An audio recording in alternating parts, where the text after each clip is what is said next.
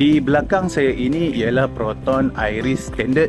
Okey, harga boleh tengok di paparan skrin.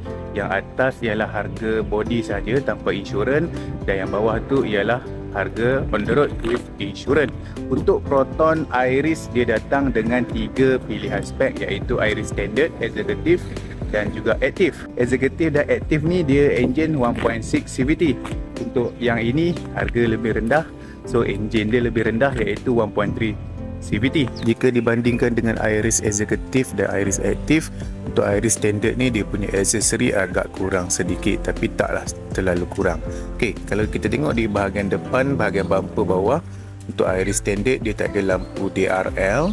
Untuk design Infinite Grille dan lining merah bahagian depan sama saja. Di atas grill ada lining chrome berwarna hitam, sama untuk semua spek Proton Iris Iris Standard, Executive dan juga Active pun sama. Dari segi saiz tayar, datang dengan 15 inci tayar, 15 inci rim, saiz dia 185/55 R15. Satu tone color berwarna silver dia punya rim, berbanding Iris Active dan Iris Executive 16 inci dia punya rim. Untuk bahagian bumbung, kalau Iris Active dia dual tone color, body color lain, dia punya roof ataupun bumbung dia color hitam. Untuk Iris Standard dia tak ada dual tone color lah. Kalau body color putih, bumbung pun color putih. Kalau body color jet grey, bumbung pun color jet grey. Untuk bahagian belakang, kita tengok di bahagian atas, untuk Iris Standard ni dia tak ada spoiler berbeza dengan Iris Executive dan juga Iris Active. Untuk Iris Executive dan Iris Active ni dia datang dengan siap lengkap dengan spoiler. Boleh tengok di paparan skrin, ini contoh untuk spoiler yang terdapat pada Iris Executive, dan ini contoh spoiler yang terdapat pada Iris Active.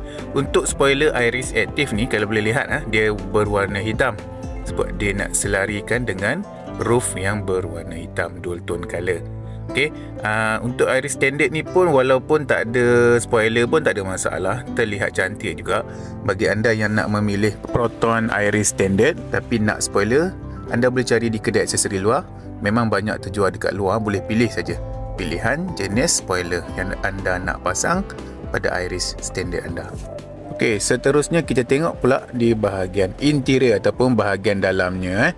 Okey, untuk bahagian pintu driver ni ada button-button khas untuk button control windows, control side mirror ada di bahagian pintu driver. Untuk design dashboard Proton Iris Standard ni, design dia sama je macam design dashboard Proton Iris Executive dan Iris Active. Untuk Iris Standard ni dia tak ada push start button, so kalau anda nak on engine, anda perlu menggunakan cara lama lah, masukkan kunci, pusingkannya untuk hidupkan engine. Dia tak ada push start button. Di bahagian steering dia tak ada apa-apa button control, berbanding kalau Iris Executive dan Iris Active, di bahagian steering tu dia ada button-button untuk control muzik, control radio.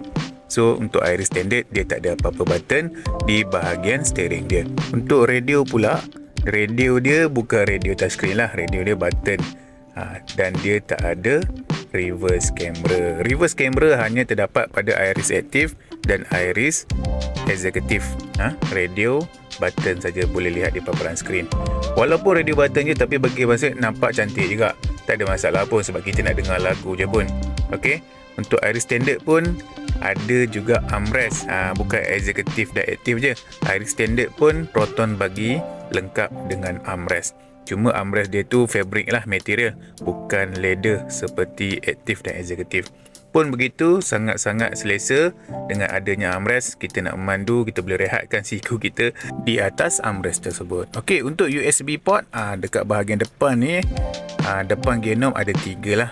Yang sebelah kanan sekali tu dia dual function untuk USB masuk pen drive ataupun kabel phone, dan untuk charging sekali.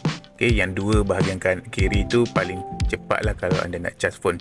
Untuk design seat pula, dia punya cushion tak ada leather seat, fabric sahaja. Walaupun fabric, material dia sangat lembut, design dia sangat cantik.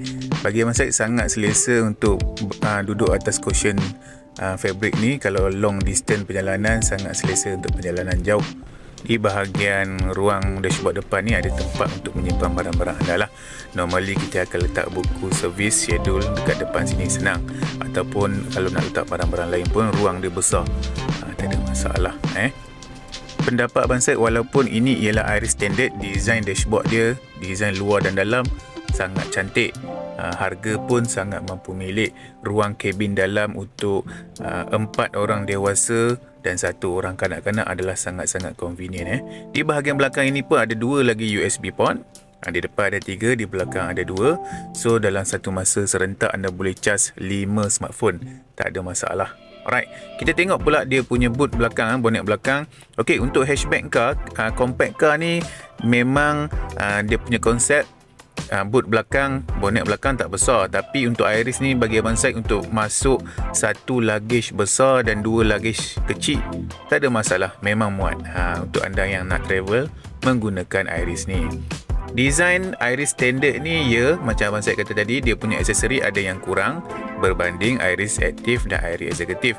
Tapi untuk harga dia yang sangat mampu milik, dengan apa yang dah dapat pada Iris standard ni, bagi Abang Syed dah sangat-sangat puas hati. Untuk anda yang berminat untuk memiliki Proton Iris standard, boleh WhatsApp Abang Syed di 0134054279. InsyaAllah Abang Syed akan bantu anda uruskan loan secara percuma sahaja. Kita try loan dulu.